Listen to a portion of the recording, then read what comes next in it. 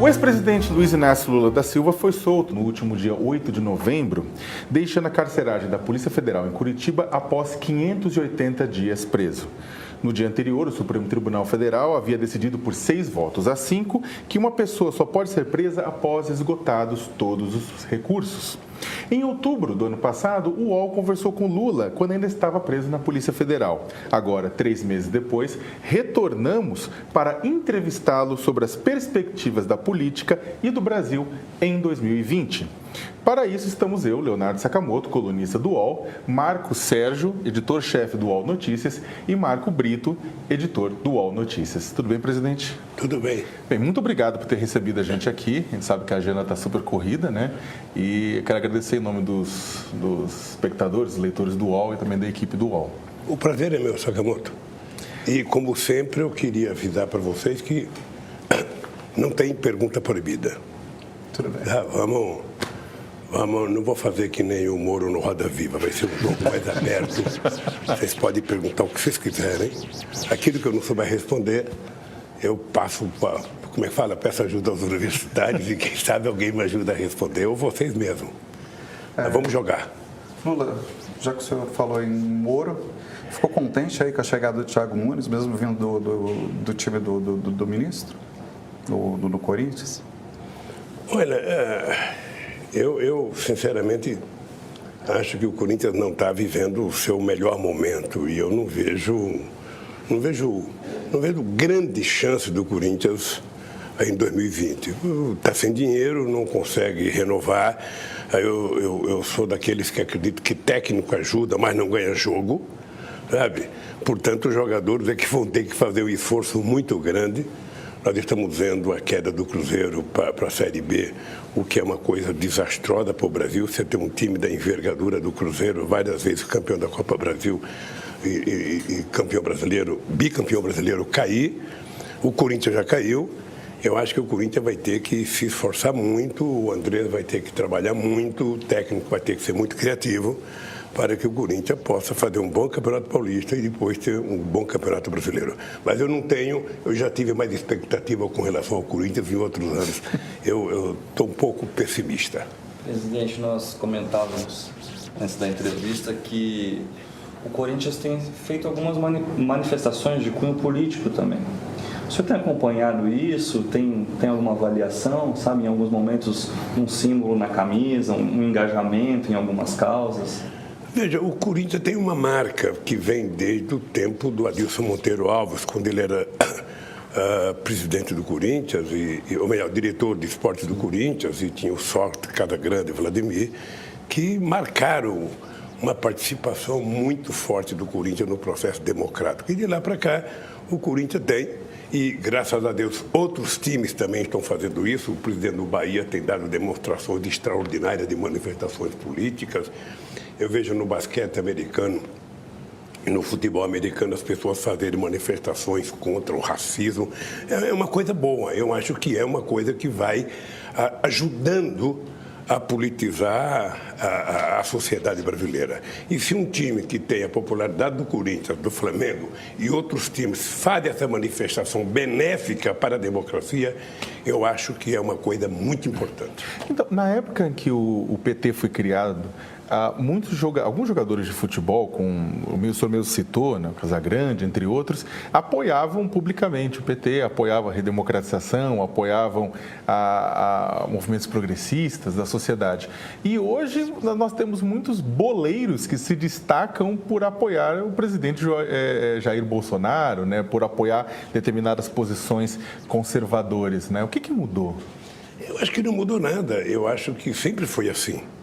Você, em todas as atividades, seja ela até esportiva, você tem gente que gosta, sabe, de uma certa religião, gente que gosta de outra, gente que gosta de um partido, gente que gosta de outro. É normal quando o presidente é recém-eleito. Eu lembro que quando o Collor foi eleito, muita gente começou a fazer judô ou karatê, porque parece que ele era karatê. Quando o Fernando Henrique Cardoso se elegeu, aumentou o número de estudantes na escola de sociologia. Sabe, é normal, o Bolsonaro ganhou as eleições, é normal que as pessoas, o próprio Palmeiras levou ele para entregar a taça. coisa que eu não fazia hábito. Eu não tinha como hábito participar de coisas que não era ligada à política. Eu fazia questão de não ir, porque eu achava que eu não queria misturar. Mas é normal, o jogador hoje, sabe, faz manifestações religiosas muito mais fortes do que faziam há 10 anos atrás, e eu acho bom que eles comecem a se manifestar politicamente, porque a gente fica sabendo quem é quem. É importante. É verdade, o senhor comentou que enquanto presidente, não participava muito, né, da atividade esportiva. A gente, lembrando da presidente Dilma, ela teve episódios ruins quando presente em estádios, né, em jogos. O senhor chegou a conversar com ela na época sobre isso? Enfim? Olha, eu sempre tomei cuidado de não participar de eventos, porque quando eu fui abrir o Pan-Americano em 2007, era um momento em que eu tinha uma popularidade muito alta. Eu quase não consigo entrar no estádio de tanta gente me abraçando e, de repente, eu sou vaiado por uma faixa, sabe, dentro do estádio, e depois eu fiquei sabendo que foi, na época, o prefeito da época que pediu ingressos para o NUSMO para colocar gente da prefeitura para tomar aquela posição. Mas antes disso e depois disso, eu não costumo participar. Eu, por exemplo, tenho uma vontade imensa de ir à festa do Círio de Nazaré. Eu nunca fui para não misturar o meu nome e a política com uma festa religiosa. Eu nunca fui aqui na Aparecida do Norte, sabe, naquelas manifestações que tem em dezembro, para não misturar também. Então eu evito, faz muitos anos que eu não vou no estádio de futebol, porque eu não quero, o cidadão pagou ingresso, ele foi lá para ver o jogo de futebol. Ele pagou ingresso no teatro para ver uma peça de teatro. Ele, sabe, não é justo você tentar tirar proveito daquele instante para, ou seja, se popularizar, para defender uma ideia política ou um partido. Então, eu tenho por hábito não me misturar. Isso é uma coisa até que eu aprendi com um amigo, já que não está mais indo, que foi o Brizola. O Brizola também não gostava de participar e eu não gosto de participar. Eu, se for convidado para uma coisa política, eu vou. Mas se for para misturar uma atividade não política com política, eu prefiro não ir. Lula, você colocou 2 pontos, um deles foi a democracia corintiana e outra questão da religião, né? A democracia corintiana, enfim, é de 82, bem próximo da fundação do PT em 80, e na questão da religião, o PT era muito próximo dos movimentos católicos na sua fundação.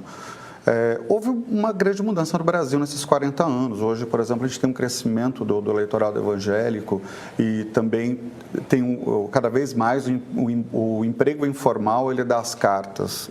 Enfim, o senhor veio do meio metalúrgico, de gente com carteira assinada.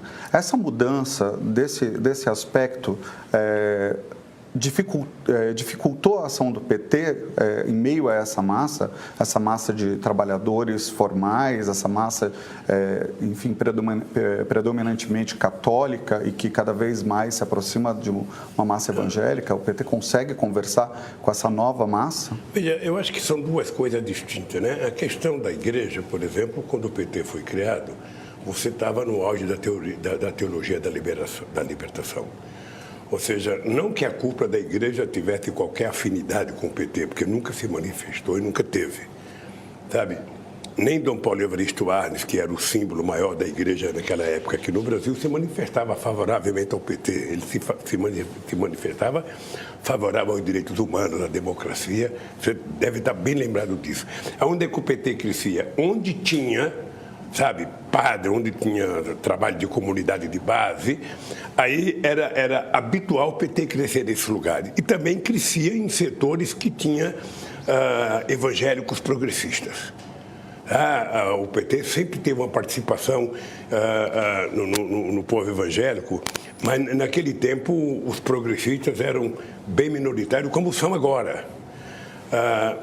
O que difere é que, em 80, a Volkswagen tinha quase 44 mil trabalhadores, e hoje a Volkswagen tem 9 mil trabalhadores.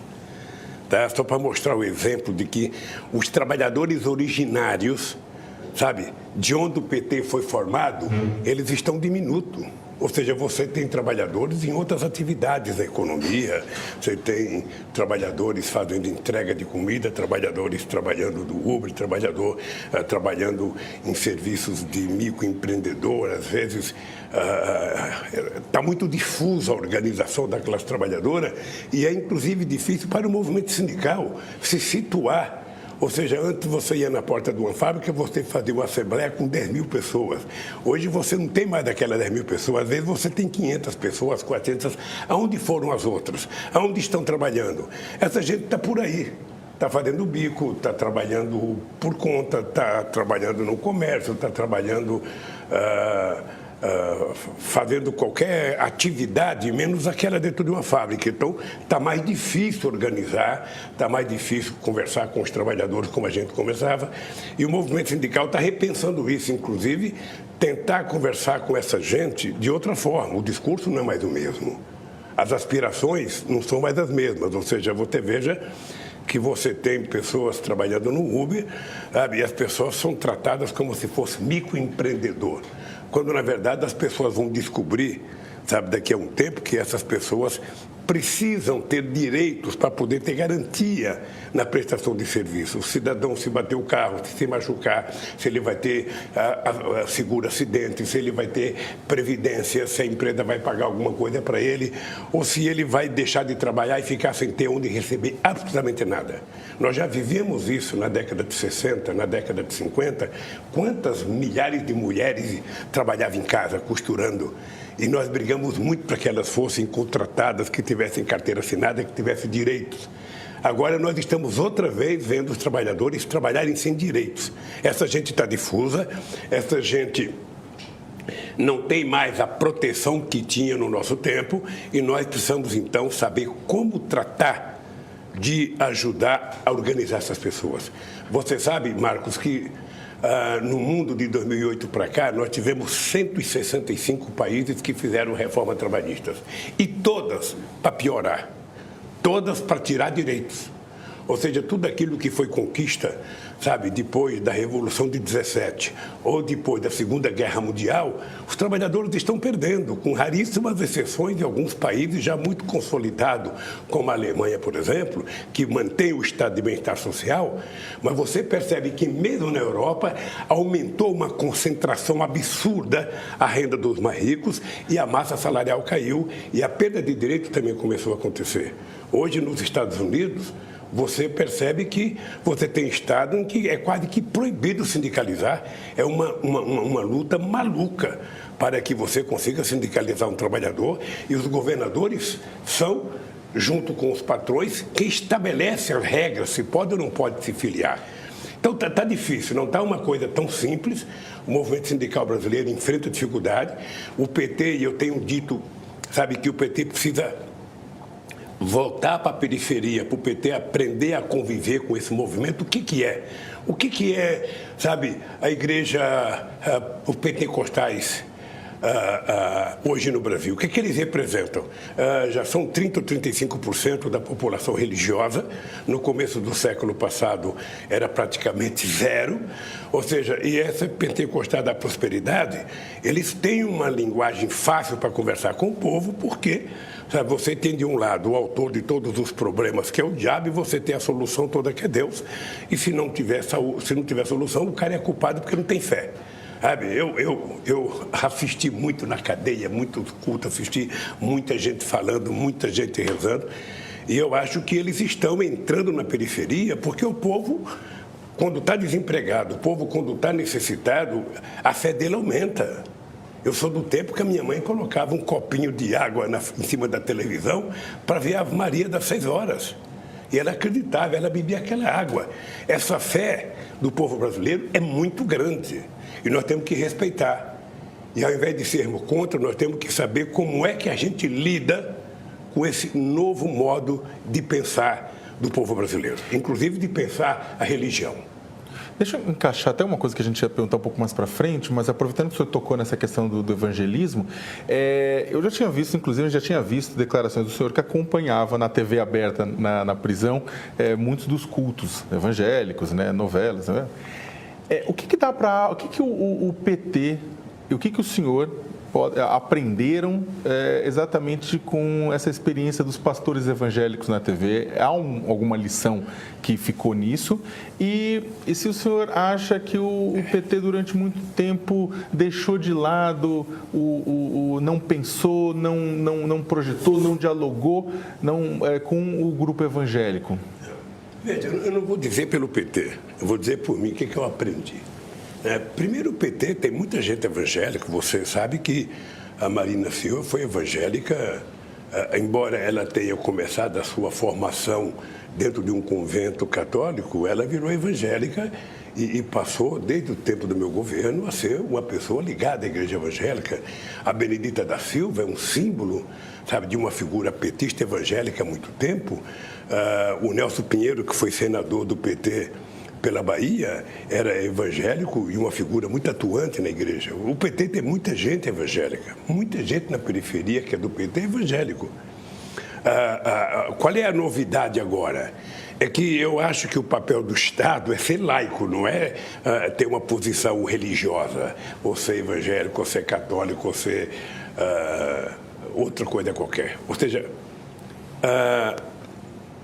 o que o PT tem que entender é o seguinte, é que essas pessoas estão na periferia oferecendo para as pessoas pobres uma saída espiritual, uma saída que mistura, às vezes, a fé com o desemprego, com a economia e o contato direto com as pessoas. As pessoas estão ilhadas na periferia, sem receber a figura do Estado, sem receber a figura de muita gente. Ele recebe quem? De um lado, sabe, o traficante que está na periferia, do outro lado, a igreja evangélica, a igreja católica, que tem uma atuação também forte ainda.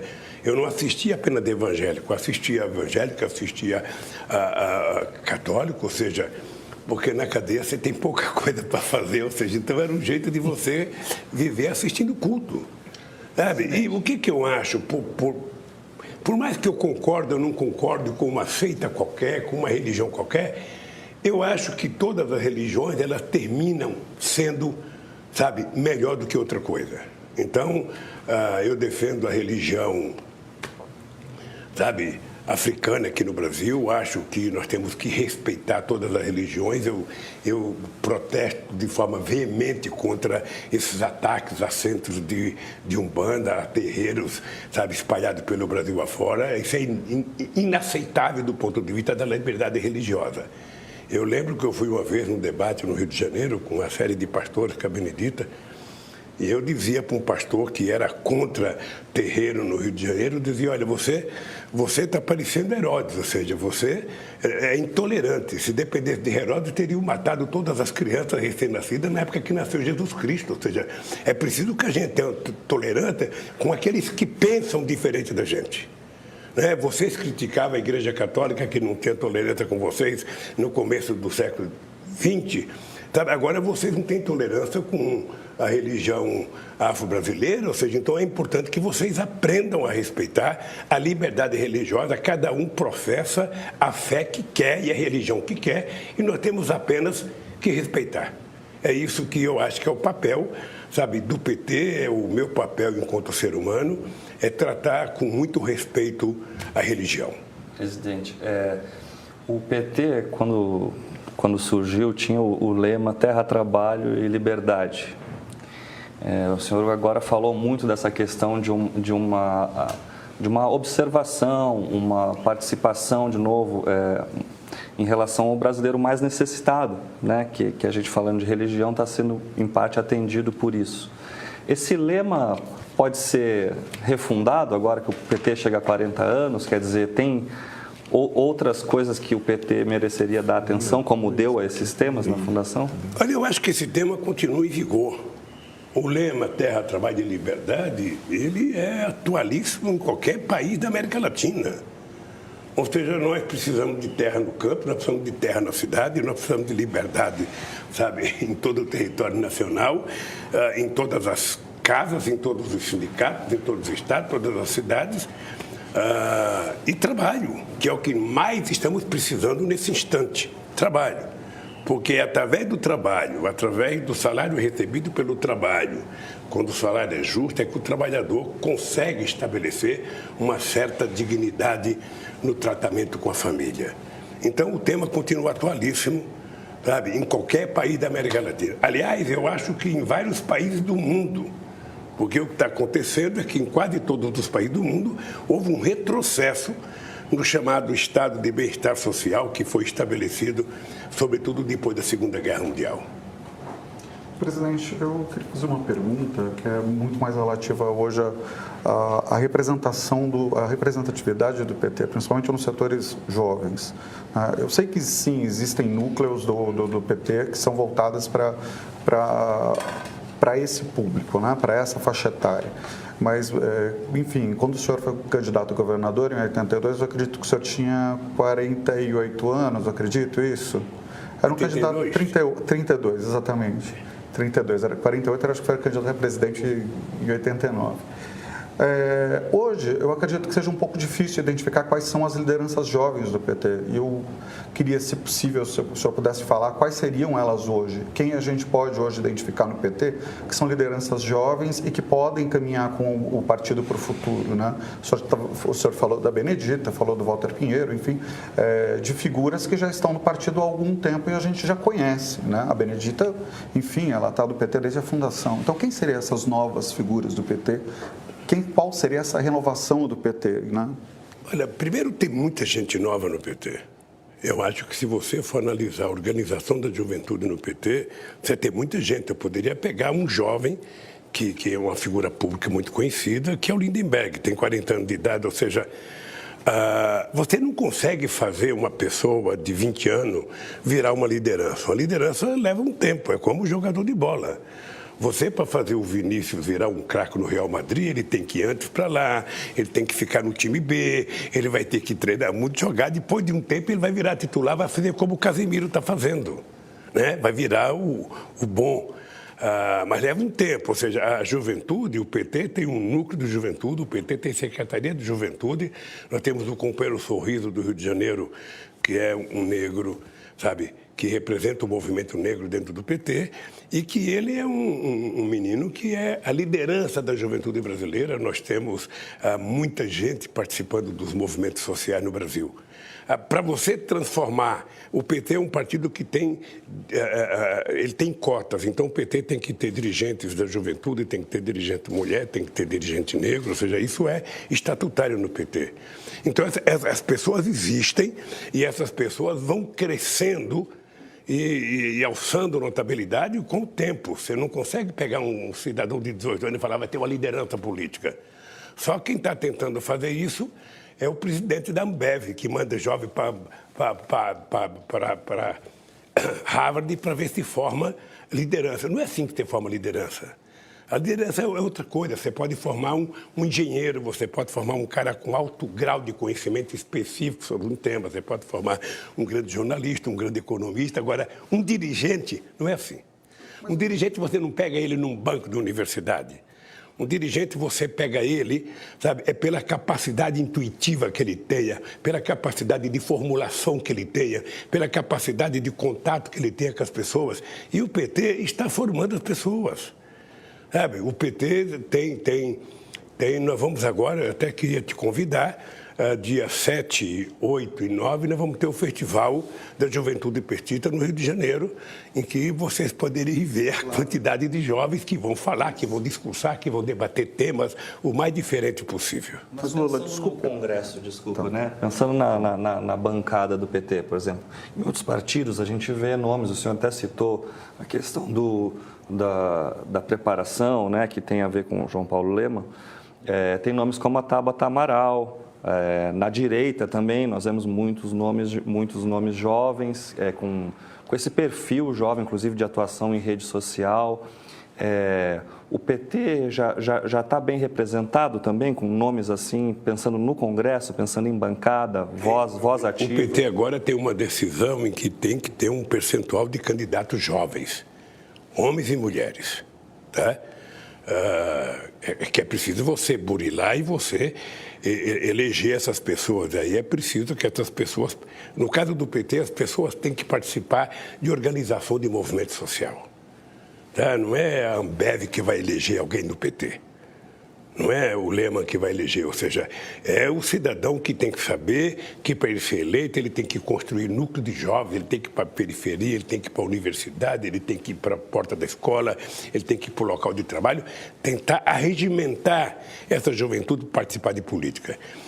Nós tivemos um afastamento de liderança da política, de juventude da política, porque tudo foi jogado contra a participação da juventude na política. Tá? Eu não quero dizer que um deputado não é um líder, mas o fato de alguém ser deputado não significa que essa pessoa tem uma liderança na juventude. No máximo, essa pessoa pode ter uma representação na rede social, o que não testa uma liderança que é algo mais do que ter uma quantidade de votos. É ter posições coerentes, é ter política de convencimento, é ter poder de decisão. Aí é muito diferente você criar esse jovem líder. Esse jovem, como eu vou dar um exemplo, outro exemplo, como você criou, por exemplo, na ocasião do impeachment, sabe, do Collor, você criou um jovem como a direção da UNE, liderada pelo Lindenberg, eram meninos que iam para a rua, que faziam movimento, que convocava ato, que ia para a praça, ia para São Paulo, para a Bahia, para Brasília, ou seja, aí você vai formando um líder. Você não vai formando um deputado. Você está formando um líder, você está formando alguém, sabe, que decide, alguém que tem poder de comando, sabe, o que é diferente de um deputado, de um vereador, apenas. Certo. Uma liderança do PT aqui, né, é o Fernando Haddad, que teve um desempenho bom na última eleição, disputou com o Bolsonaro, né, no segundo turno, enfim, se consolidou. E que segue sendo uma opção, né, sempre ventilado como uma candidatura do PT à presidência.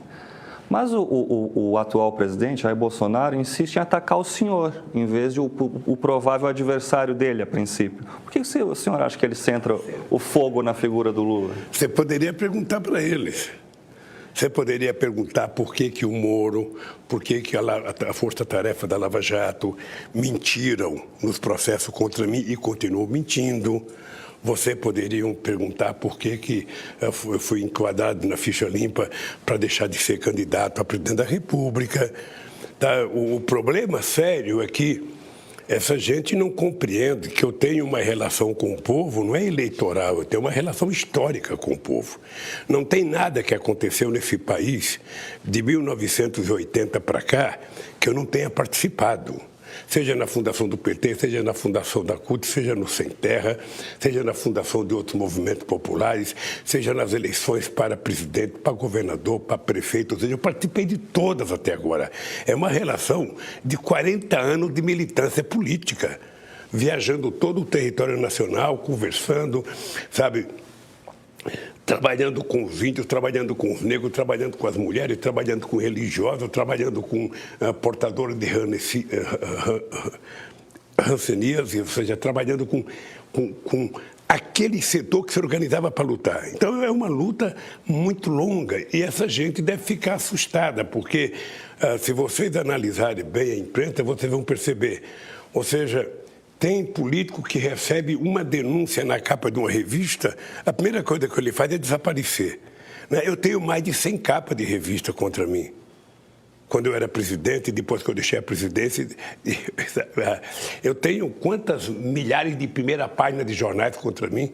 Eu tenho quantas horas de Jornal Nacional, de Bom Dia Brasil, de Bom Dia Tarde, de Bandeirante, de SBT contra mim. E por que eles não conseguem acabar comigo? É porque tem um enraizamento, uma ligação muito forte entre o povo e a mim. O sucesso do meu governo não foi mérito meu, foi a crença e a disposição do povo de me ajudar a governar e acreditar. Vocês estão lembrados que eu dizia sempre, não me julguem por um dia de governo ou por um mês. Por isso que eu nunca aceitei aquele negócio de prestar conta dos 100 primeiros dias. Em 100 primeiros dias, o presidente não aprendeu ainda a colocar a bunda na cadeira. Ele não aprendeu, ele não se acostumou, ele não sabe se vai trocar a cadeira. Ou seja, Você tem que ser medido pelo teu mandato. Você foi eleito para governar 4 anos, governe. Quando você terminar, aí você vai ser medido, você vai ser aferido pelo povo se você governou bem ou não. É assim que você trabalha. E eu tenho muito orgulho. Eu tenho muito orgulho, porque não é fácil você governar 8 anos e você deixar a presidência da República com 87% de bom e ótimo, 10% de irregular e 3% de ruim e péssimo. Não tem muito precedente na história do Brasil. E isso não se deve a mérito do Lula. Isso se deve à grandeza do comportamento do povo brasileiro que me ajudou a fazer o que eu tinha que fazer nesse país. Então, eu estou muito certo que as lideranças que nós temos, ou seja, o Haddad, e tem outras lideranças em outros partidos políticos, essas lideranças vão continuar fazendo o trabalho, vão crescer, essas lideranças vão se colocar na ordem do dia daqui para frente, e eu acho que naquilo que eu puder ajudar, naquilo que eu puder influir, pode ficar certo que eu vou influir. Pode. Obviamente que se eu não tivesse nenhuma importância no mundo político brasileiro, certamente o Bolsonaro estaria falando, sabe, de outra coisa, sabe? Ele sabe por que ele fala de mim, ele sabe. Presidente, eu queria que o senhor falasse um pouco sobre quais são as ideias, as novas ideias sobre as quais você refletiu, ideias para o Brasil sobre as quais você refletiu enquanto você estava preso. Quais são as novas propostas que você coloca? A gente conhece as propostas tradicionais, as propostas que o senhor implementou durante o seu mandato, durante outros mandatos do PT. Agora, quais são as novas propostas que você coloca nesse período pós-Curitiba? Não existe tantas quantas novas propostas. Eu entreguei o material para vocês aqui, eu tinha um pacotinho aqui até para manusear, mas levaram o Stuquinha, como sempre, ele tirou daqui, porque ele está mais preocupado com a minha imagem, com a fotografia, do que com o que eu possa falar aqui. Olha, veja, uma vez eu vi o Jô Soares, respondendo, conversando com um cara, e perguntaram para o Jô Soares se ele ia repensar, não sei o quê. O Jô Soares falou, porra, pensar já é difícil, repensar então é que é quase que impossível. Veja, as ideias, elas estão aí para todo mundo fazer. Ou seja, quais foram as ideias novas que nós tivemos nesse país? Eu vou dizer algumas ideias novas que ainda estão valendo hoje e ainda, quem sabe, com mais força do que no tempo que eu ganhei as eleições. Por exemplo, nesse país, se habituava a dizer, se habituava a escrever que era incompatível você ter o crescimento da economia brasileira, combinando o crescimento do mercado interno e o crescimento do mercado externo. Tá? Quando você crescia exportação, você diminuía o consumo interno. Quando você aumentava o consumo interno, você diminuía a exportação. O que nós provamos? Nós provamos que era possível crescer o mercado interno e crescer o mercado externo. É por isso que nós saímos de apenas 100 bilhões de dólares de comércio exterior para quase 500 bilhões de dólares no meu governo. Tá? E continuou crescendo.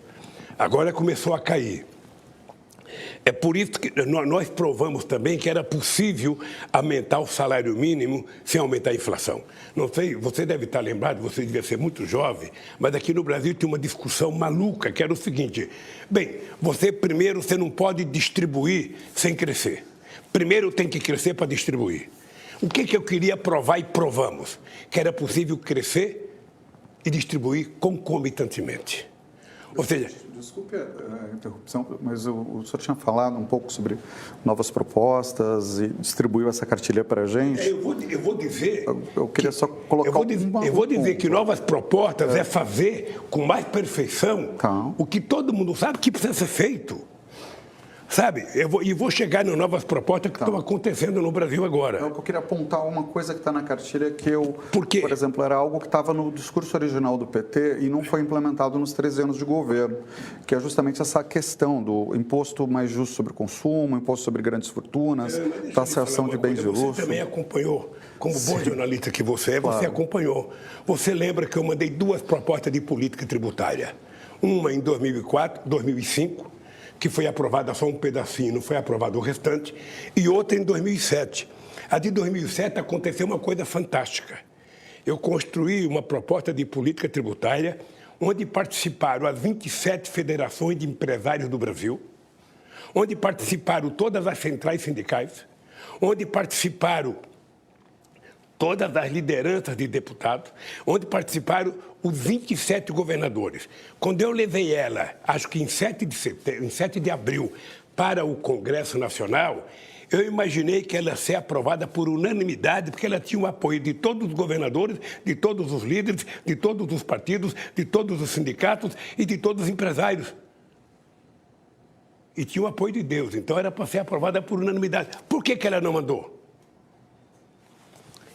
Ela não andou porque dentro do Congresso Nacional eu aprendi uma lição que você não consegue aprovar uma política tributária inteira, porque o Congresso Nacional ele é muito heterogêneo, ele tem muitos interesses e os interesses são fatiados em partilhas.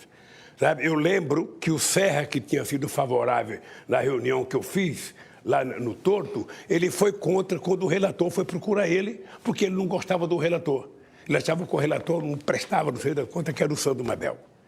Então, a proposta tributária, para você aprovar uma proposta tributária no Brasil, ou você tem que lembrar que o Congresso Nacional tem uma maioria de gente que representa a classe média alta, que representa a elite rural, que representa a elite empresarial e que não quer colocar imposto para a herança, não quero colocar imposto para a grande fortuna, não quero colocar sequer uma tabela de imposto de renda em que o pobre pague menos e o rico pague mais. É ela que está votando, não é o pobre. E você se depara com essa realidade toda vez que você manda uma proposta para o Congresso Nacional. Nós mandamos outra agora. Nós mandamos outras. O que está acontecendo nesse instante? Todas as outras propostas vão ser colocadas em votação e a nossa não vai ser colocada em votação. Porque quem vai votar é quem não quer pagar imposto. Quem vai votar é que acha que o imposto sobre o consumo, da forma que está, onde o pobre que compra um quilo de feijão paga o mesmo imposto do rico que compra um quilo de feijão, não quer mudar isso. Quer continuar com as mesmas alíquotas, com as mesmas intenções, com o mesmo benefício. Então, nós vamos ter que aprender que nós vamos ter que ter uma maioria de gente no Congresso comprometida a fazer reforma tributária. Nós vamos ter que ter no Congresso Nacional um grupo de gente comprometido em fazer reforma agrária, porque nós temos lá 3 ou 4 deputados ligados ao Movimento Sem Terra e temos uma bancada ruralista de 280. Então você percebe que tudo que a gente for fazer para a área dos trabalhadores rurais é sempre muito complicado. E esse é o papel de um partido político, é de conversar com a sociedade. Por isso que nós produzimos esse material aqui pequenininho, que é para você poder não apenas fazer e dar entrada no Congresso Nacional, é tentar fazer com que isso chegue na mão do povo, da mulher mais simples da periferia. Sabe? Aquela que vai no culto, seja católico ou evangélico, ela vai ver todas as crenças dela, vai tratar do espírito, mas ela vai saber o seguinte, ó, tem coisa que pode ser feita para melhorar de vida. E a gente só vai aprovar quando a gente tiver uma maioria. E nós sabemos que o que aconteceu no Congresso Nacional em 2018 foi um passo atrás. Aliás, aquilo que o doutor Ulisses Guimarães dizia. O Ulisses era um profeta e dizia o seguinte, toda vez que a imprensa fica dizendo que é preciso que haja uma reforma, que é preciso uma renovação, piora. Sabe? E nós sabemos que o Congresso piorou se comparado ao Congresso passado. E se a gente continuar negando a política como está agora, a tendência é piorar. Né? A gente fica olhando, tem tantos jornalistas, formadores de opinião pública, gente importante. Quantos tem deputados? Nenhum. Nós somos a maioria da população negra. Quantos tem deputados e deputadas negras? Sabe? Esse é o problema das reformas que nós queremos fazer. Eu descobri... querido, eu descobri que era preciso criar o PT em 1978, quando eu fui ao Congresso lutar contra uma proposta do Geisel, apresentada pelo ministro Arnaldo da Costa Prieto, que queria criar as chamadas categorias essenciais, as categorias que não podiam fazer greve. Era bancários, era frentista de posto de gasolina, era guarda. Aí, nós fomos a Brasília. Quando chegou em Brasília, de 513 deputados, eu descobri que a gente tinha apenas 2 trabalhadores. Benedito Marcílio, metalúrgico de Santo André, e Aurélio Pério, metalúrgico de São Paulo. Aí eu saí de lá e falei, eu sou um babaca. Como é que eu posso querer que esse Congresso vote uma lei que possa beneficiar os trabalhadores se não tem trabalhadores aqui? Então, é isso que está em jogo. O avanço no Congresso Nacional, sabe, ou o retrocesso, depende dos eleitos. Nós tivemos uma constituinte boa, porque foi a primeira vez, e acho que eu vivi o melhor momento do Congresso Nacional, em que a sociedade civil, ela fez pressão. E, obviamente, que os chamados setores da sociedade mais organizados, sobretudo as categorias de Estado, tiveram poder de pressão maior do que o pobre que está na periferia desse país. Mas no auge da popularidade do senhor em 2010, não foi possível, Alta por exemplo, da popularidade isso? não vota no Congresso Nacional. Mas não faltou, talvez, ao PT ou à esquerda ter essa organização? Eu estou lhe dizendo que nós mandamos as propostas e que elas estão lá. Aliás, ela está nos anais do Congresso ainda hoje. Mas pensando eleitoralmente em 2010, na eleição geral, não houve um plano do PT justamente para não houve, mas sabe por quê? Uma bancada maior porque ela já porque tinha. No PT a gente não tinha que fazer uma campanha. Eu era um presidente eleito por várias forças políticas. Eu não podia fazer uma campanha pedindo voto só para o PT. O correto é que o partido comece a aprender, fazer campanha defendendo a sua legenda. Tá? O Bolsonaro fez isso na campanha dele. Muita gente votou no 17. E na medida que você fica evitando de trabalhar a tua legenda, você tem menos chance.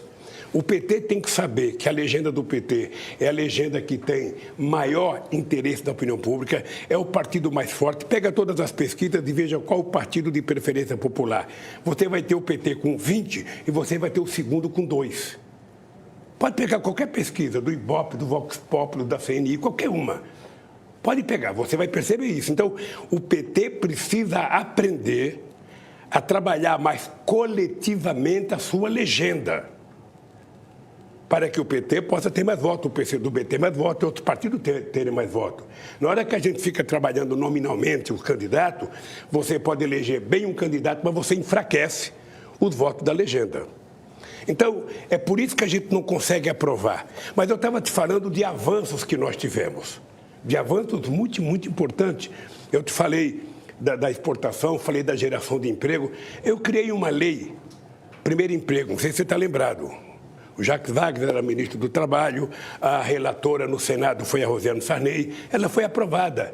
A gente dava um dinheiro para o empresário que contratasse um jovem. Sabe quanto foi contratado? Nenhum. Porque não é a lei que contrata trabalhador, é o mercado, é a demanda, é a lei da oferta e procura. Aí, quando nós resolvemos começar a fazer distribuição de renda, fazer com que um pouco de dinheiro chegasse no bolso do povo, através do Bolsa Família, através do aumento consecutivo do salário mínimo, através de políticas de compra de alimento na agricultura, através de financiamento de crédito, através do crédito consignado, o que nós percebemos? Nós percebemos que em 12 anos foram criados no Brasil 22 milhões de empregos com carteira assinada contra 100 milhões de desempregados no mundo. É importante não esquecer esse dado. Enquanto o Brasil, durante toda a crise de 2008 até 2012, cresceu praticamente, sabe, no meu mandato e no da Dilma, 22 milhões de trabalhadores com carteira assinada, o mundo desenvolvido desempregou 100 milhões de pessoas. O que nós estamos precisando agora? Qual é a novidade que nós precisamos agora? É gerar empregos. Qual é a novidade qual é a ideia nova que nós precisamos agora? É tirar o povo da rua, porque nós tínhamos saído do mapa da fome. A ONU declarou, a FAO declarou que o Brasil tinha saído do mapa da fome por causa das políticas de inclusão social que nós fizemos. O que aconteceu? Voltaram. Aí eles dizem que estão fazendo coisa nova. Eu estou vendo agora o Guedes anunciando que vai falar lá em Davos que vai abrir as compras governamentais para as empresas estrangeiras. Vocês têm noção do que significa isso? Você tem noção? Significa incapacidade zero do Estado propor ou ter influência em elaboração de políticas públicas de indução do crescimento econômico nesse país. Vai vir para cá as empresas multinacionais que não têm dependência com o Brasil. Qual é o país do mundo que abriu compras governamentais? Vê se a Alemanha abre. Vê se a França abre. Vê se os americanos abrem. Ou seja, não, o que eles querem é que os países pobres escancarem, inclusive, as compras governamentais, para que eles possam aqui dominar, de fato e de direito, a nossa economia. Eu sinceramente, fico constrangido de ver um país, sabe, que quase chega a ser a sexta economia do mundo. Um país que tinha construído, sabe, protagonismo internacional como o PT. Eu fico constrangido de ver o PT sendo tratado como se fosse uma colônia, sem direito, sem voz. Qual é o dinheiro novo que está entrando no Brasil? A imprensa falou esses dias, entrou 70 bilhões de dólares. Entrou para quê, cara pálida? Quantos empregos gerou? Ou entrou através da compra das empresas públicas que nós estamos vendendo? Ou seja, estamos vendendo empresa pública nossa para empresas públicas espanholas, chinesas e de outros países. Ou seja, esse é o dinheiro novo que entrou? Sabe? Para quê? Para pagar dívida? Não tem sentido, gente. O Brasil só tem um jeito. O Brasil precisa voltar a investir no crescimento econômico, criar algo novo, uma fábrica de cimento, uma fábrica de cadeira, uma fábrica de sapato, alguma coisa nova que gere um emprego, que gere um produto, que gere um salário, que gere uma renda. É isso que é o novo que o Brasil precisa. O Brasil precisa voltar a investir mais em ciência e tecnologia, que estão destruindo. O Brasil precisa voltar a acreditar que a nossa juventude tem que ter direito a ir para a universidade, que eles estão desmontando. Veja o Enem essa semana. É só ler o artigo do Hélio Gaspar que a gente vai ver o que aconteceu com o Enem essa semana. Sabe, é uma vergonha o que eles estão fazendo, é a destruição, sabe, daquilo que é o elementar que o país tem que ter. Esse é criar o novo. Esse é fazer o novo, é fazer esse povo tomar café de manhã, almoçar, jantar, ter direito à escola, ter direito à cultura. Não é ficar atacando Fernanda Montenegro. Sabe? É investir, é colocar dinheiro para ajudar a produzir cultura no território nacional. Acha que vai resolver colocando a Regina Duarte da cultura? O que vai resolver é qual é a política do governo. Vai ter dinheiro? Nós vamos financiar, sabe, filme, nós vamos financiar as coisas que precisam. Se não financiar, não tem como andar. Porque no Brasil, lamentavelmente, empresários, muitos deles não acreditam que investimento em cultura tem retorno. É sobre eles que eu queria perguntar para o senhor. Tem sido até tema de reportagens, análises recentes, que nesse atual governo, mesmo com discussões, a gente teve na semana passada, né, aquele episódio do vídeo do agora demitido secretário da Cultura, por exemplo, e que isso não, de certa forma, não assusta o dinheiro, não assusta o mercado, essa entidade, ou os empresários, como o senhor está colocando. O senhor que já fez um pacto com os empresários para se eleger e para governar, como analisa essa situação nova no Brasil? Bem, eu não fiz pacto para me eleger. Você sabe que eu nunca tive coragem de perguntar em nenhum debate se algum empresário tinha votado em mim, porque eu desconfiava que não tinham.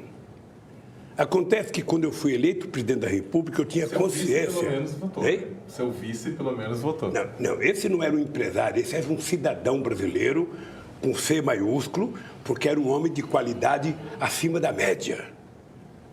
Tá?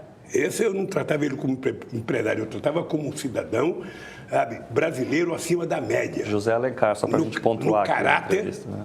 No comportamento ético dele e na relação com as pessoas. Vai demorar a surgir o Zé Alencar nesse país outra vez, vai demorar.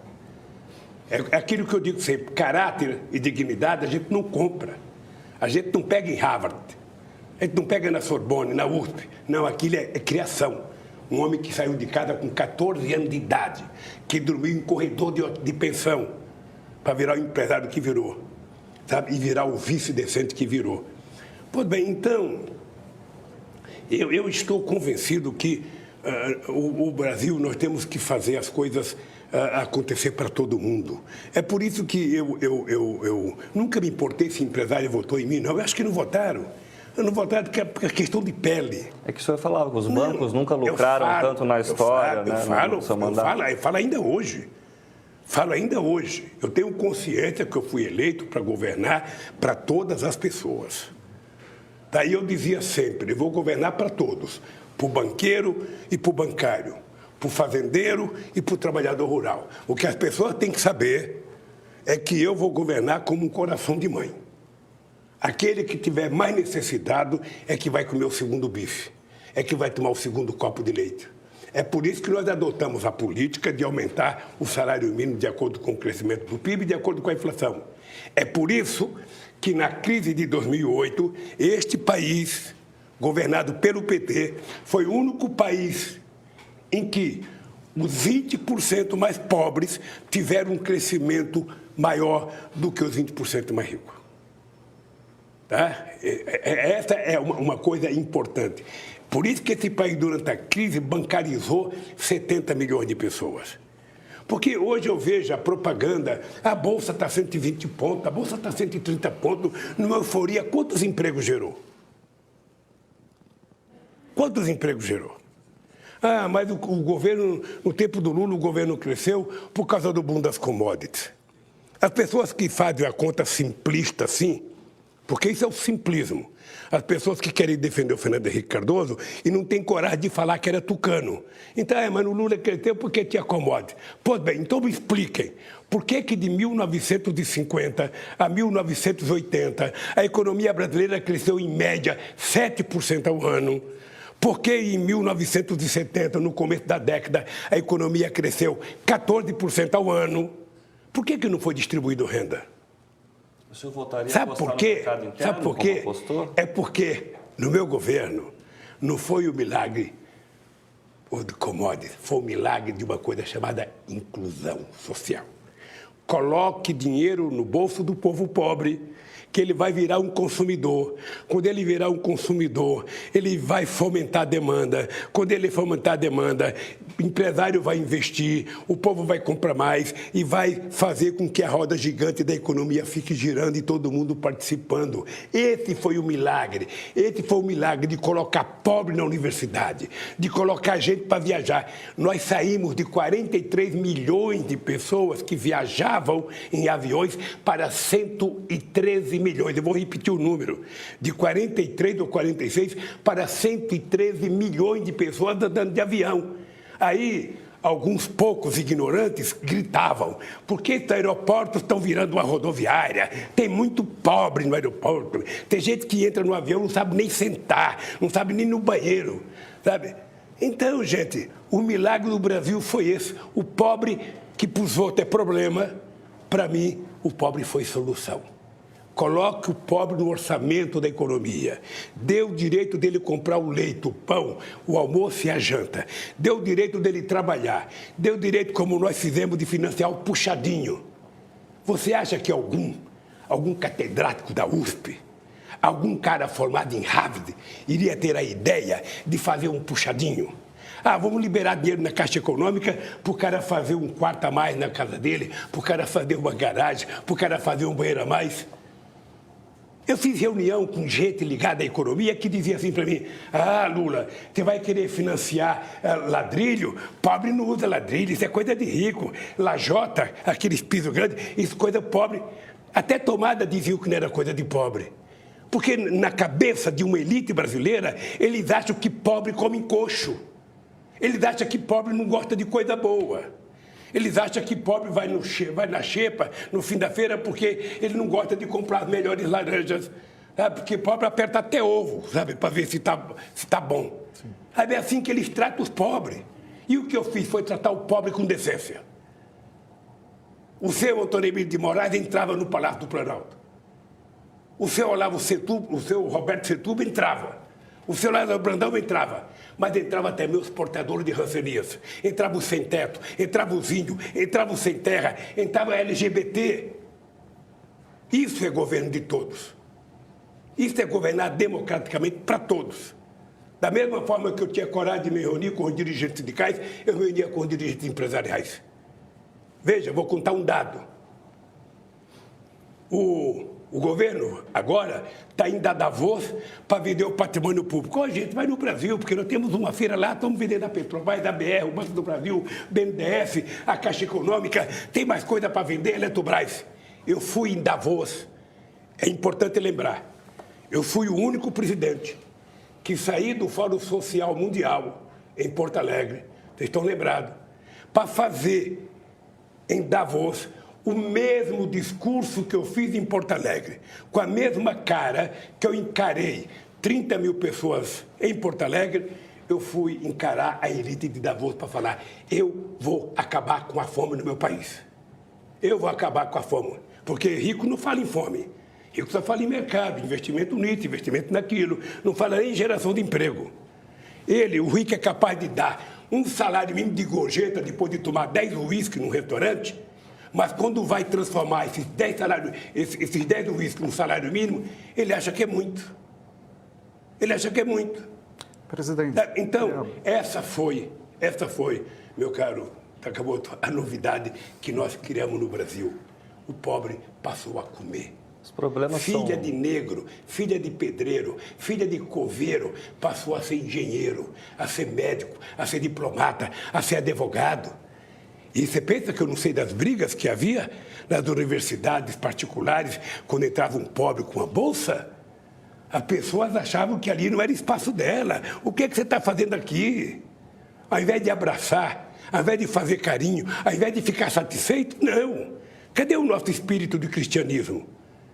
Cadê o nosso estendimento de mão para fazer as pessoas subir um degrau? Então, meu caro, é o seguinte, lamentavelmente, nós somos uma sociedade com a cabeça formada ainda com resquício de 300 anos de escravidão. E nós vamos precisar lutar muito para as pessoas compreenderem que nós queremos ser uma sociedade totalmente livre do ponto de vista do preconceito, do ponto de vista da oportunidade, para que todos, sem distinção, possam viver dignamente nesse país. Presidente, o senhor criticou durante muitos anos, durante seu governo ou após o governo, o jornalismo praticado, enfim, por alguns canais aqui no Brasil, principalmente o da Globo, né?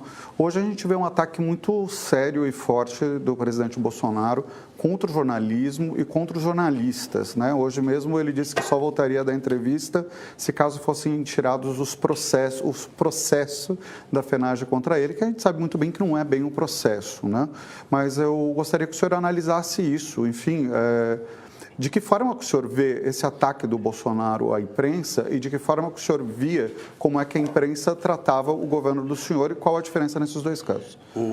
Aí nós temos uma polêmica que, se você permitir, eu vou pedir para o Stuquinha mandar para você uma palestra que o Frank Martins fez para um grupo de dirigentes sábado passado, que ele tem mais autoridade para falar da imprensa do que eu. Veja, eu sempre disse o seguinte, Marcos, eu sou o que eu sou por causa da imprensa. A imprensa, mesmo quando ela falava mal de mim, e eu nunca pedi, eu duvido que tenha um dono de jornal ou jornalista que um dia falou assim, o Lula me chamou para pedir para eu não publicar tal coisa, o Lula me chamou para pedir... Nunca fui tomar café com um dono de jornal para pedir favor. E não peço. O que eu defendo é que o grande censor da imprensa nesse país seja o telespectador, seja o leitor e seja o ouvinte. E agora o internauta. Tá? É isso que eu peço. O que eu acho é que nesse país, muitos dos jornais, muitas das revistas e alguns canais de televisão são tratados com a cabeça de propriedade privada e não com a cabeça, sabe, de uma instituição que tem como objetivo informar. Informe corretamente e deixe o povo fazer julgamento. Então, eu tinha queixa, sim. Nós saímos de 8 anos de pensamento único favorável no governo Fernando Henrique Cardoso e passamos para um momento de 8 anos de pensamento único contra o Lula. Sabe, assim, eu imaginava que com a Dilma ia melhorar, porque a Dilma era intelectual, porque a Dilma tinha diploma universitário, não era peão como eu, mas não melhorou. Mas não melhorou. Você veja o tratamento. Veja, quando eu falo de censura, Marcos, você é um homem bem formado. Vocês três. O que a Globo está fazendo com o Intercept era capaz que o nazismo não fizesse. Ela só teve coragem de citar Intercept 2 vezes. Quando o Intercept publicou o nome do Faustão, que acho que tinha dado aula para o Moro, e quando foi citar o nome do Roberto Dávila, que tinha trabalhado para arrecadar dinheiro para o meu filho. Tá? A Globo não fez sequer matéria contra a fajutice da denúncia do Ministério Público ontem. Então, isso é censura. Você sabe quantos direitos de resposta os meus advogados pedem? Depois de eles falarem 30 minutos de mim sem provar nada, apenas lendo coisa que os promotores escreveram, nada, não dão direito de resposta. Às vezes fala o advogado do Lula disse tal coisa. Cadê o direito de resposta? Cadê o direito à igualdade de oportunidade de se expressar? Então, as pessoas ficam zangadas porque eu falo, eu estou com saudade dos velhos. Porque o doutor Roberto Marinho era muito mais digno do que os filhos. No exercício da democracia, do meio de comunicação, o velho Frias era muito mais digno do que os filhos. O Estadão, os velhos, tanto do Estadão como do Jornal da Tarde, era muito mais digno que agora. O velho Tivita, não o que morreu, o pai do que morreu, sabe?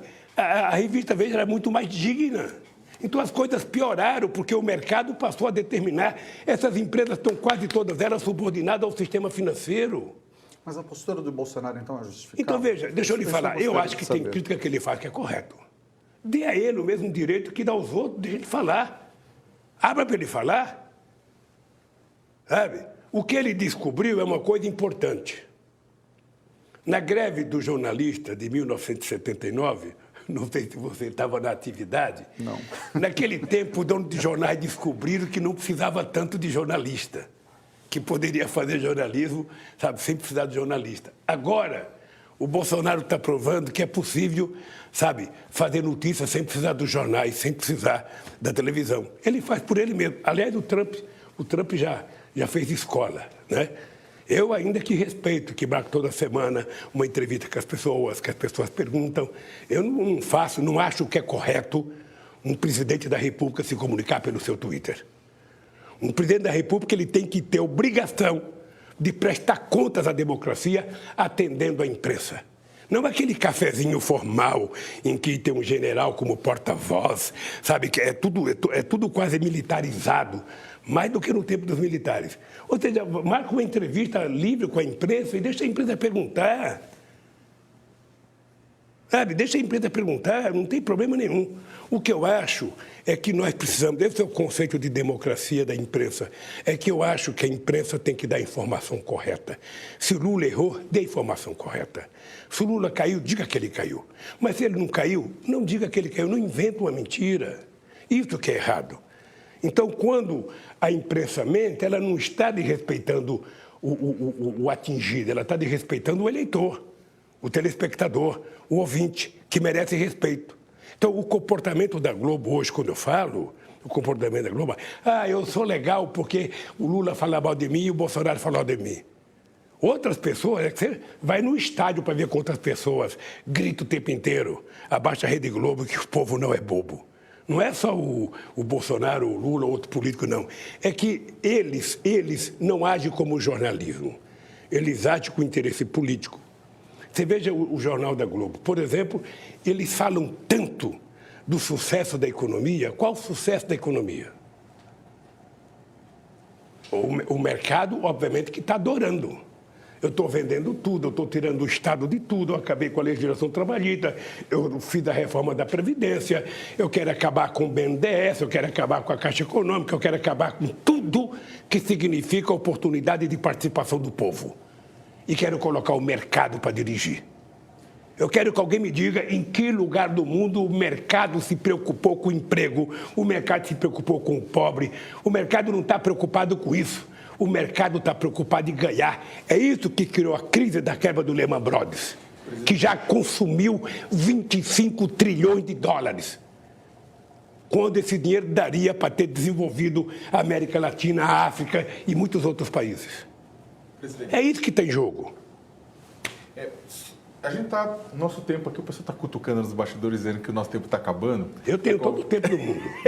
Eu sei. A gente também. A gente também, na verdade. Mas acho que tem um pessoal depois que não vai concordar com a gente. Mas eu acho que é impossível a gente não tratar das eleições de 2020, né? Nisso aqui a gente tem algumas perguntas, né? Um bate-pronto rápido. Tudo que eu quero. A primeira, na verdade, acho que a mais é sobre São Paulo, né? Bem, a gente tem o Fernando Haddad, que seria um nome natural, mas que está atuando em plano nacional.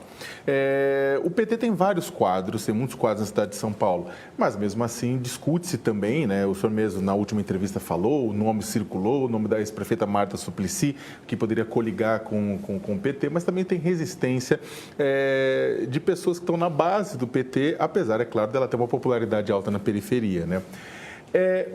Como é que o senhor vê a sucessão em São Paulo e se o senhor vê espaço para uma composição com um partido como o PSOL, como Guilherme Boulos, né, compor com o Boulos para a Prefeitura de São Paulo, da mesma forma como estuda-se também isso com o Marcelo Freixo no Rio de Janeiro? Olha, vamos apenas lembrar o seguinte, eu fui candidato em 82, o PT tinha só 2 anos de vida. Eu fui candidato e tive 10% do voto em São Paulo. Eu pensei que ia ganhar, porque a gente era uma novidade muito grande, a gente juntava muita gente. Eu, naquele tempo, eu dava mais autógrafo do que voto que eu tive. Porque as pessoas iam ver a novidade, o PT, o Lula, mas não votaram em mim. Só tive 10%. Fiquei em 4º lugar, perdi do Reinaldo de Barros, do Montoro e do Gênio Quadros. Fiquei muito nervoso. O PT tem muita força em São Paulo. Isso não significa que o PT seja obrigado a ganhar todas as eleições. Tá? Nós já ganhamos 3 eleições em São Paulo. Já perdemos reeleição em São Paulo, tanto com a Haddad quanto com a Marta Suplicy, porque cada eleição é diferente uma da outra. O PT está disposto, como sempre esteve, a fazer aliança política. Sabe? O PT está disposto a fazer aliança política com os candidatos que vão se colocar. Você deve se lembrar que nós fomos um dos partidos que mais atuou para que a gente aprovasse eleições de 2º turno. Por que a gente atuou bastante? Porque naquele tempo, toda vez que eu ia disputar uma eleição, me chamavam de divisionista. Porque o PT é divisionista, porque o PT é divisionista, porque o PT não tem das contas. Então, nós aprovamos o 2º turno, que era para acontecer o quê? Todo partido político tem direito de ter o seu candidato, de ter o seu tempinho na televisão, de defender o seu programa. Se na votação do 1º turno o partido não for para o 2º turno, esse partido então faz aliança para apoiar alguém que foi para o 2º turno. É o jeito mais decente de fazer política. Você dá a oportunidade de um companheiro, sabe, como eu, ser candidato. Naquele tempo não tinha. Mas você pega o Boulos. Sabe, eu conversei com o Boulos antes dele ser candidato a presidente. Eu fui mostrar para ele o quanto era difícil, o que eu tinha passado. Mas eu não podia pedir para o Boulos não ser candidato. Porque era importante que ele colocasse a cara, que ele fosse disputar as eleições. Se ele quiser disputar em São Paulo, é importante que dispute. Agora, o PT não tem os grandes nomes que já teve na ativa, né? O PT tem o Suplicy, que quer ser candidato, e se fizerem pesquisa e colocar o nome do Suplicy, o Suplicy vai surpreender muita gente, porque o Suplicy é muito querido do povo de São Paulo. O PT tem o Haddad, que não quer ser porque já foi, e eu acho que o Haddad é um quadro muito importante, ele tem uma tarefa nacional importante para o PT e internacional. Eu acho que está correto ele não querer ser candidato, ou seja, o partido tem que lançar outras pessoas. Tem muita gente, tem deputado Zaratini que quer ser, tem o João Martato que quer ser, tem o deputado Padilha que quer ser, tem o Suplicy que quer ser, tem o Nabil que quer ser, tem bastante gente que quer ser. Cada um desses, sabe, ao se lançar candidato e motivar o partido tem força. Existe uma periferia vermelha, sabe, aqui em São Paulo, que o PT pode tranquilamente recuperá-la e ter 30% do voto, como teve com a Erundina, como teve com a Marta e como teve com a Haddad. Pode. Vai ser difícil, outros partidos estão crescendo, vai, mas o PT tem esse direito. E se o PT não for para o 2º turno, o PT vai apoiar outras pessoas. Sabe, o PT não vai adotar voto nulo, voto em branco. Quando a gente, em 94, o Zé Dirceu era candidato e teve 17% dos votos, o Mário Covas foi para o segundo turno, mas o Maluf quase ganhou no primeiro, tá lembrado? Não, aí o essa PT... foi a do Francisco Rossi, em 94. Aí o PT ia tomar atitude de votar em branco. Não, nós vamos, sabe, apoiar o Mário Covas. E apoiamos o Mário Covas. O senhor não teria problema, então, de apoiar um outro Covas no segundo turno? Eu não tenho... no PSDB hoje não tem um novo Covas. Um político Não, com... eu digo o neto do Covas. Não, veja. O neto, o filho... A gente não tem o mesmo caráter que tem o pai. O caráter do Mário Covas, dentro do PSDB, era único. Era por isso que o Mário Covas era tratado como esquerda no PSDB. É por isso que o Mário Covas, na disputa com o Maluf, tinha 24% ou 26%. Sabe? É por isso que ele não era uma figura tão simpática na cúpula, que era mais palatável, tipo Fernando Henrique Cardoso. Mas o PT não se nega a fazer apoio, já fizemos em outros lugares. O que o PT não pode é deixar de ter candidato. Se o PT tem gente que quer ser candidato, sabe, e tem disposição de ganhar, o PT tem que lançar aqui em São Paulo e em outros lugares do Brasil. E o PT pode pactuar no primeiro turno. Vocês estão lembrados que fui eu que pactuei com Eduardo Campos e com Humberto Costa? Os dois eram candidatos a governadores, eu era candidato a presidente, e os dois subiram no palanque comigo. Os dois. O Humberto pedindo voto pelo PT, o Eduardo pedindo voto pelo PSB, e o Eduardo foi para o segundo turno e automaticamente nós fomos apoiá-lo. Isso é plenamente possível fazer, você pode pactuar no primeiro turno. Queria aproveitar isso que o senhor falou sobre Pernambuco, justamente para emendar uma pergunta sobre o Nordeste, especificamente o Recife. A gente vê nessa eleição uma disputa muito parecida com o que foi em 2012 e que, inclusive, o Humberto Costa estava nessa disputa. E aquilo, enfim, afastou o PSB do PT, isso é notório.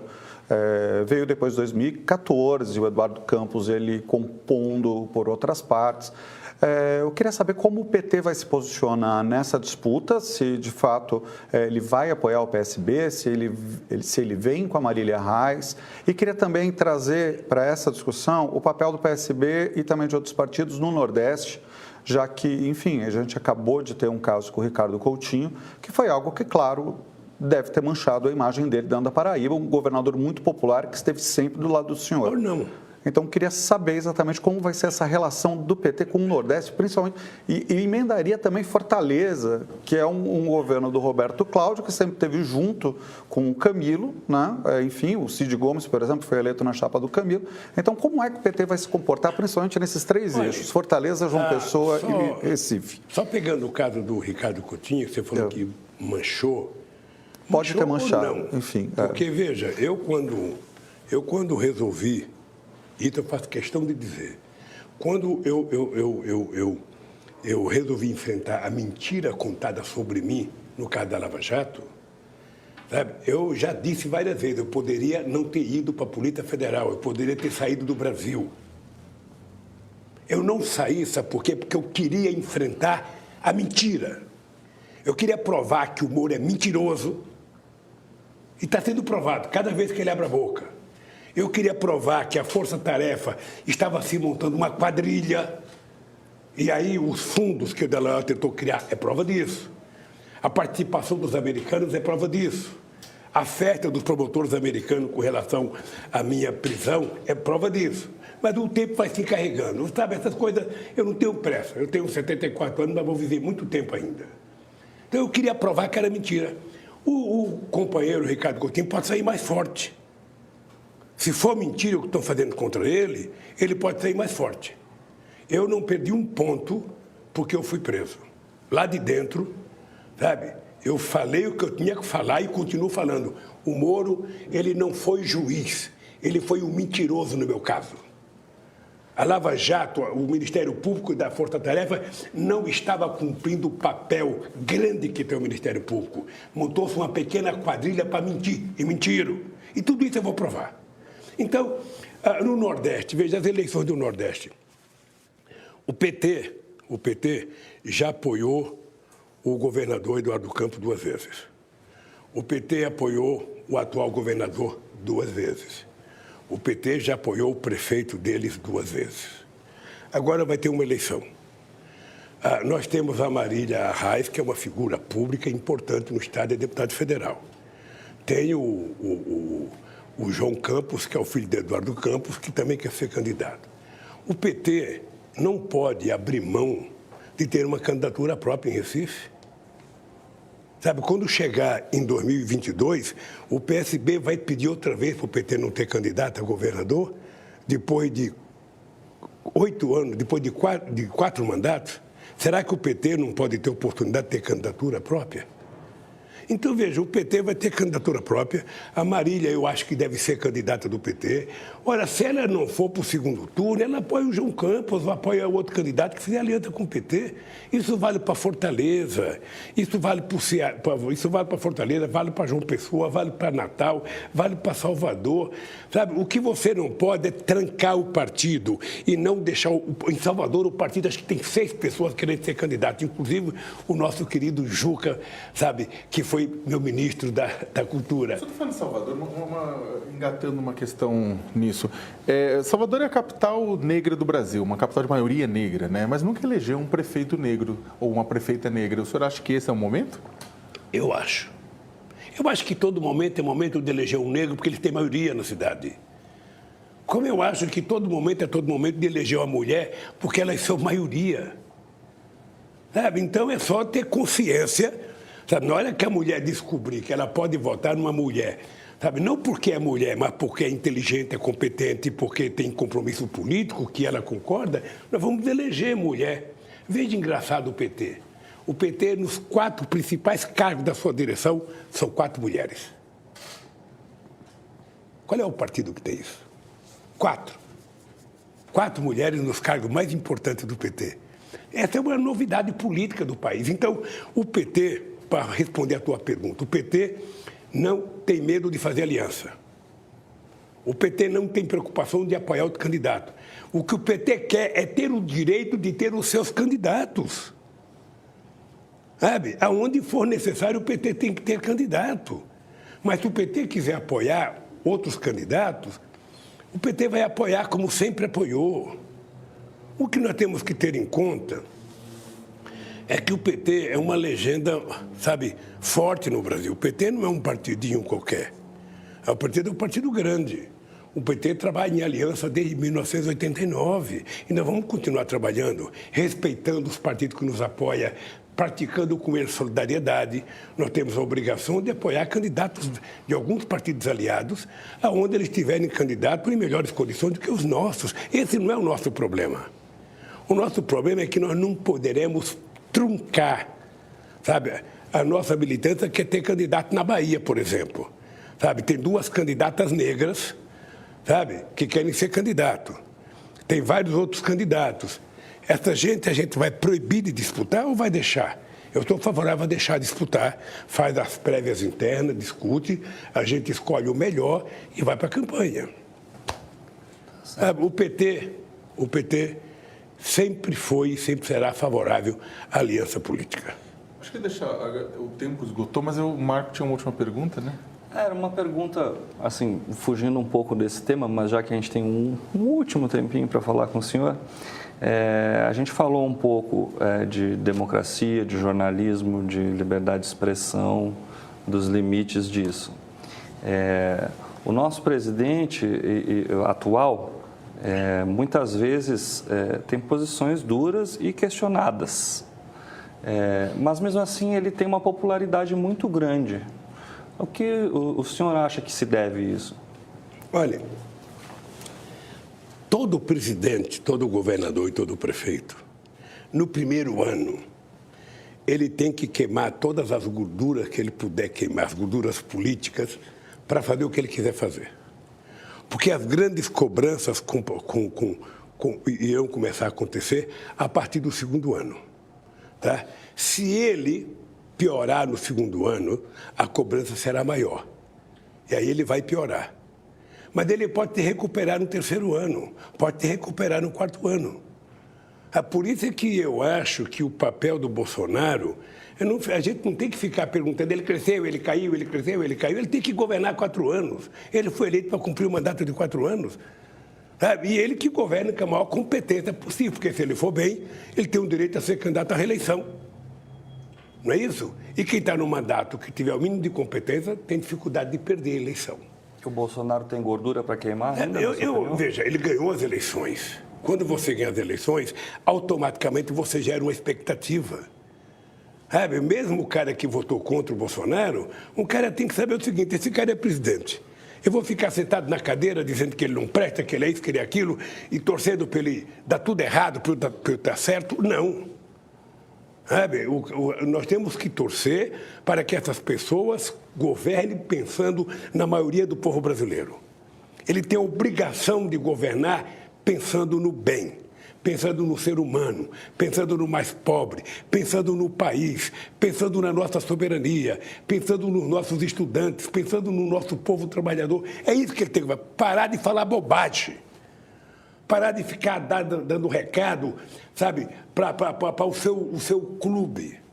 Quando você ganha as eleições, você tem clube. Você tem partido, você tem tudo. Quando você ganha, que você assenta naquela cadeira, você tem 210 milhões de almas que vivem aqui. Você tem rico e tem pobre, que você precisa saber que todos são brasileiros e você tem que tratar todos com respeito e governar para todos.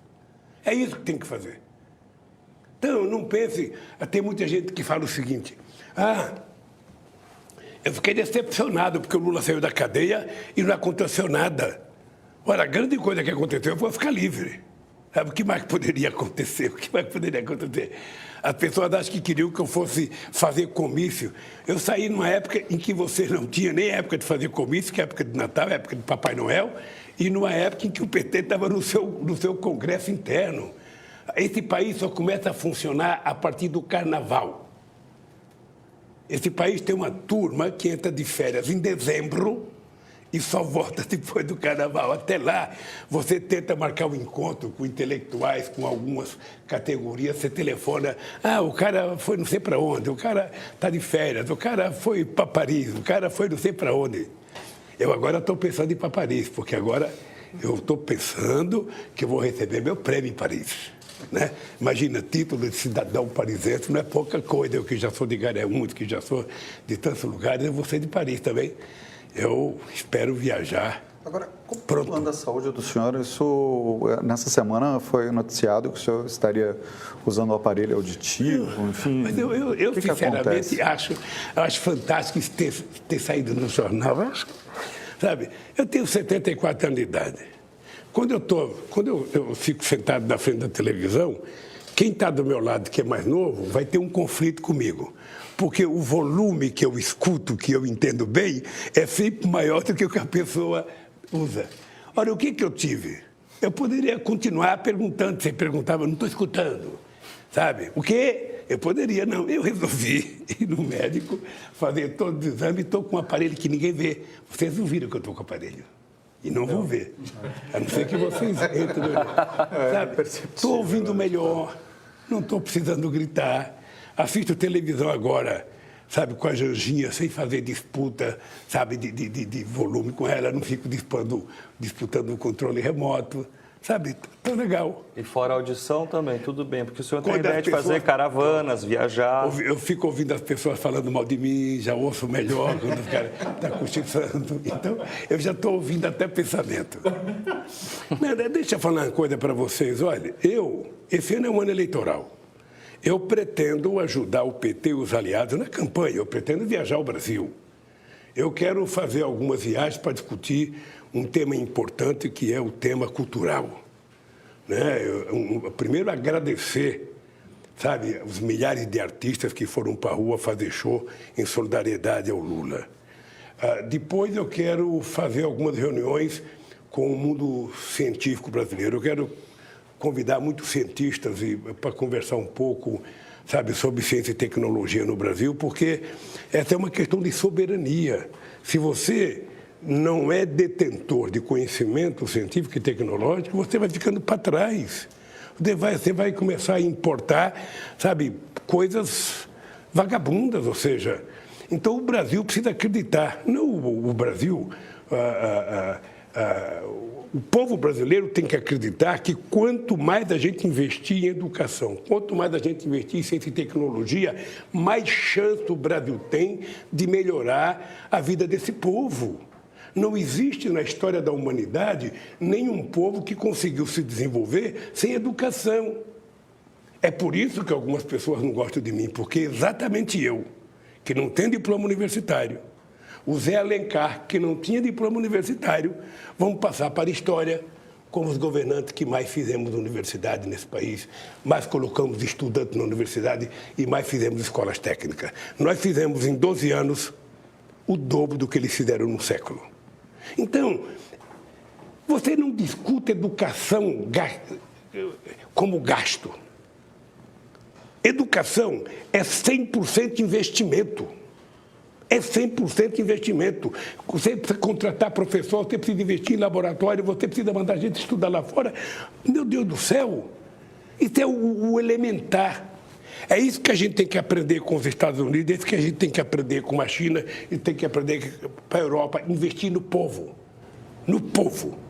que a gente colhe o resultado no curto prazo. Presidente, a gente quer agradecer muitíssimo a entrevista que o senhor nos concedeu, né? Agradecer muito aqui, desejar boa sorte para o senhor no ano. Agradecer a audiência do UOL, né? O pessoal que está ouvindo no podcast, assistindo no vídeo, lendo a entrevista que o ex-presidente Luiz Inácio Lula da Silva concedeu a Marco Brito, editor do UOL Notícias, Marco Sérgio, editor-chefe do UOL Notícias, e eu, Leonardo Sakamoto, colunista do UOL. Muito obrigado.